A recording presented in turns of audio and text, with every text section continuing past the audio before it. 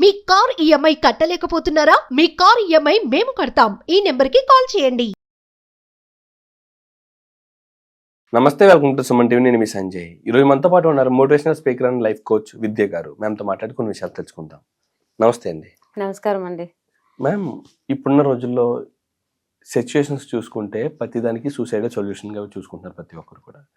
And మేజర్గా ఆడవాళ్ళ చూసుకుంటే వాళ్ళకి చిన్నప్పటి నుంచి రిస్ట్రిక్షన్స్ అవన్నీ దాటుకుని అధిగమించుకుని మళ్ళీ మ్యారేజ్ వరకు వచ్చినా సరే అక్కడ కూడా వీళ్ళకి సంథింగ్ సెట్ ఆఫ్ ప్రాబ్లమ్స్ అనేవి ఏర్పడుతున్నాయి. ఇలాంటి సందర్భంలో కొంతమంది సూసైడ్ చేసుకుంటున్నారు, లేకపోతే మానసికంగా చాలా ఇబ్బందులు పడుతున్నారు ఆడవాళ్ళు. ఇలాంటి వాళ్ళందరినీ సెల్ఫ్ మోటివేట్ చేసుకోవాలంటే అలాంటి వాళ్ళకి మీరు ఏం చెప్తారు?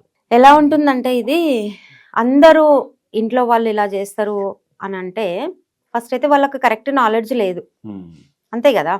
ఇప్పుడు ఒక అమ్మాయికే రెస్ట్రిక్షన్స్ పెడుతున్నారు, అబ్బాయి ఏదైనా చేసి రావచ్చు అని అంటే వాళ్ళకి కరెక్ట్ నాలెడ్జ్ లేదా, లేకుంటే అమ్మాయికి తక్కువ అంచనా వేస్తున్నారా?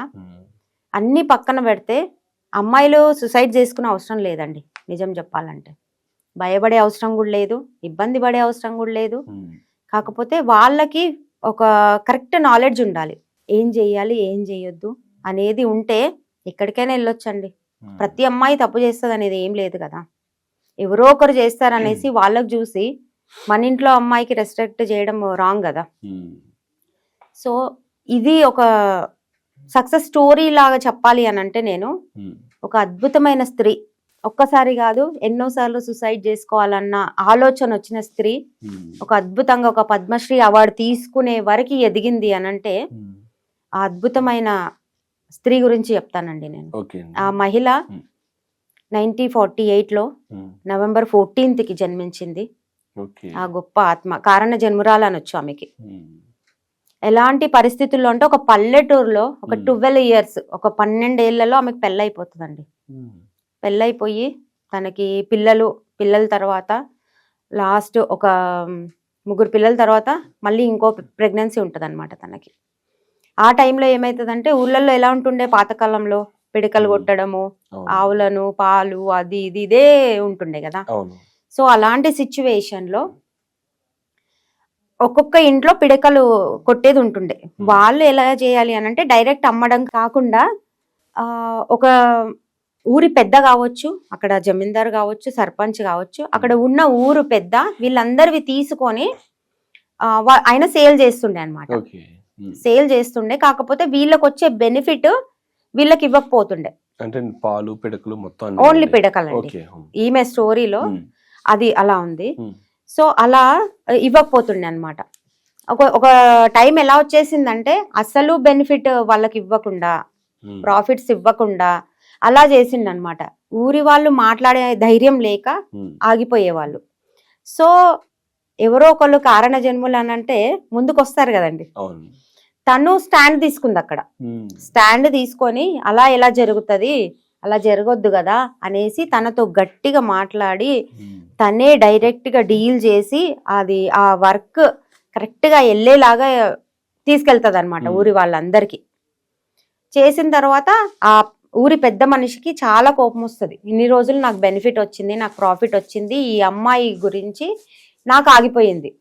సో తనకి ఎంత గ్రడ్జెస్ ఉంటది లోపల అనంటే, తన భర్త దగ్గరికి వెళ్తాడు. తను భర్త దగ్గరికి వెళ్ళి, నువ్వు అనుకుంటున్నావేమో నీ భార్య ఊరినంతా ఉద్ధరిస్తుంది, ఎంతో మంచి పనులు చేస్తుంది, అందరికీ ప్రాఫిట్ వచ్చేలా చూస్తుంది, కానీ నీ భార్య అసలు ఏంటి తెలుసా? అప్పుడు తను 9 months ప్రెగ్నెన్సీలో ఉంటుంది. నీ భార్య ప్రెగ్నెంట్ గా ఉంది కదా, తన బిడ్డ ఇప్పుడు ఉన్న బిడ్డకి నేనే తండ్రిని, నువ్వు కాదు అని చెప్తాడు. వాడు చెప్పేసిండు, కానీ భర్త వినాలి కదా. మూర్ఖుడు విన్నాడండి ఆయన. వినగానే కోపం వచ్చేసి మేలిగా ఎలా ఉంటుందండి, మేలిగా విచక్షణ జ్ఞానం కోల్పోతుంది. ఆలోచించాలి కదా. ఓకే వినేసి ఇంకా తనకి 9 నెలల గర్భవతికి తన్ని ఎలా బయటికి లాగేస్తాడంటే, మనం ఒక స్టోరీ లాగా, ఒక సక్సెస్ స్టోరీ లాగా చెప్పుకోవడం ఒక ఎత్తండి సంజయ్ గారు, కానీ ఆ సిచ్యువేషన్ లో ఆ పెయిన్ భరించడము చాలా దారుణంగా ఉంటుంది. చూసే వాళ్ళందరూ అది ఇమాజినేషన్ చేసుకుంటూ విన్నారనుకోండి, ఆ బాధ తెలుస్తుంది. ఓన్లీ సక్సెస్ స్టోరీ లాగా విన్నారనుకోండి, ఇలా అయ్యిందంట అని అనుకుంటారు. కానీ అసలు ప్రెగ్నెన్సీ వచ్చిందంటేనే ఈ రోజులలో ఎంత డెలికేట్ గా ఉంటున్నారు, ఎన్ని హాస్పిటల్స్ అంటున్నారు, ఏందంటున్నారు. కానీ 9 months ప్రెగ్నెన్సీ ఉన్న నిండు గర్భిణికి కడుపు పైన తనకి గెంటేసి తనకి ఇంకా ఇంకా ఆ క్రిమినల్ మైండ్ ఎక్కువైతుంటది. మేలీగోకి ఎలా ఉంటుంది, వాళ్ళ పశువుల పెట్టే ప్లేస్ లో తనకు వదిలేస్తాడనమాట. తనకు వదిలేసి తను చచ్చిపోవాలని ఆ పశువులన్నిటికీ వదిలేస్తాడు. కట్టేసి ఉంటాయి కదా, కట్టేసి ఉంటే తన చంపకుండా తన్నేస్తాడంటే యాక్చువల్ గా ప్రెగ్నెన్సీ పోతుంది. కానీ నేను ముందు చెప్పాను కదా తను కారణ జన్మురాలు అనేసి, అక్కడ వదిలేసి వాటన్నింటికి కట్లన్నీ విప్పేసి వదిలేస్తాడనమాట. ఆ చీకట్లో వదిలేస్తే ఇంకా తను అవి తన్నందుకు, అవి పైన పడ్డందుకు చచ్చిపోయింది అని చెప్పడానికి అలా చేస్తాడు ఆ దుర్మార్గుడు. నేను అలానే అంటానండి.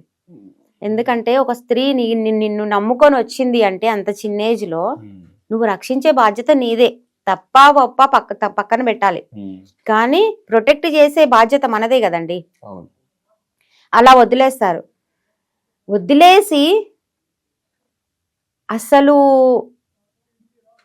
ప్రకృతి, ఒక యూనివర్స్ ప్రొటెక్షన్, ఒక దైవము అంటే అక్కడ చూస్తామండి మనం. అందులో ఒక ఆవు వచ్చి తనకు ప్రొటెక్ట్ చేస్తుంది అనమాట. వేరే ఆవులు పైకి రాకుండా తనకి ప్రొటెక్ట్ చేసి అక్కడే తనకు డెలివర్ అయిపోతుంది. అక్కడ తన్నేస్తాడు కదా వాడు, అక్కడే డెలివర్ అయిపోతుంది తనకి. అందులో నుంచి ఒక ఆవు పక్కన వచ్చి తన పైనుండి అక్కడ డెలివర్ అయిపోతుంది. తను భయంతో ఆ డెలివరీ కాగానే ఆ బొడ్డుతాడు కట్టు కూడా కాదు, అలానే తను భయంతో తన పాప పుడుతుంది అనమాట. పాపను రక్షించుకోవడానికి అలానే వెళ్ళిపోతుందండి భయంతో. ఈ రోజులలో అలా చేస్తారండి? లేదండి.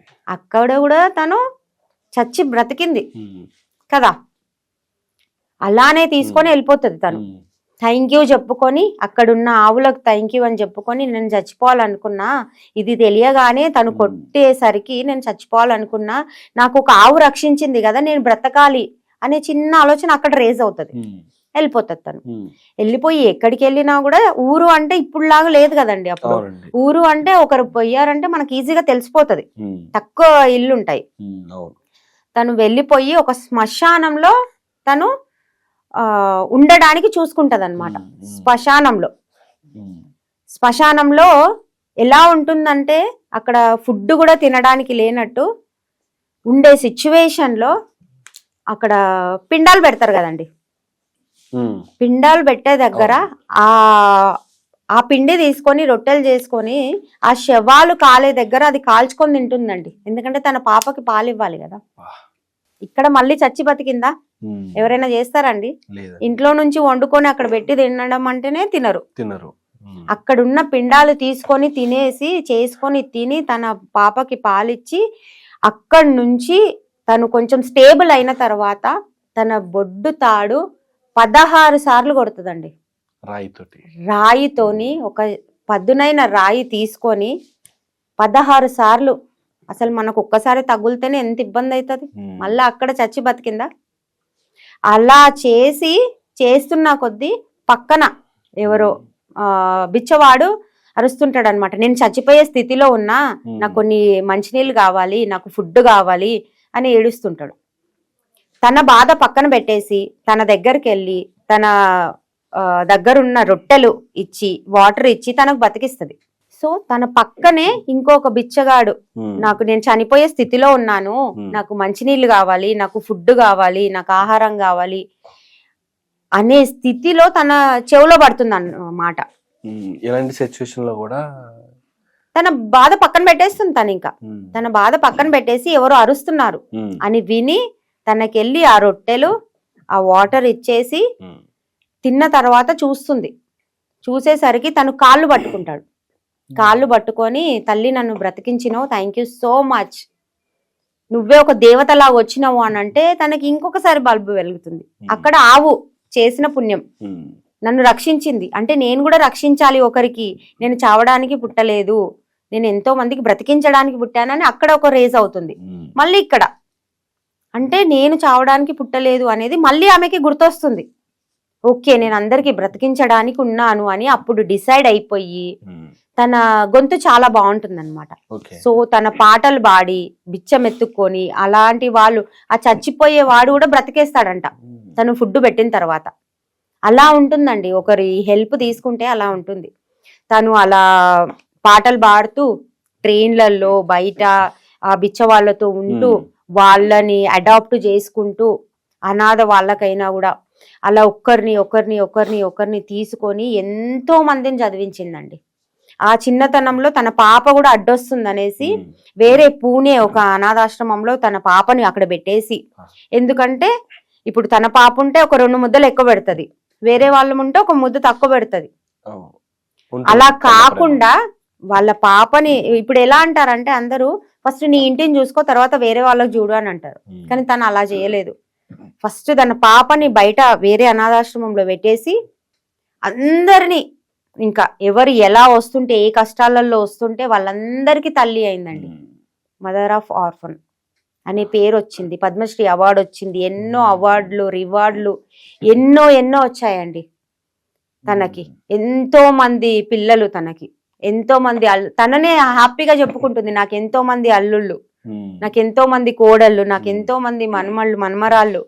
నేను ఒక్క స్టెప్ తీసుకున్నా అప్పుడు బయట పడ్డా, కానీ నేను ఇంతమందిని బ్రతికించిన అని అసలు ఎంత అద్భుతంగా చెప్తుంది. మనం ఒక స్టోరీ అనడం అది చిన్న విషయం అండి, కానీ తన జర్నీ తనకే తెలుస్తుంది, తన బాధ తనకే తెలుస్తుంది కదా.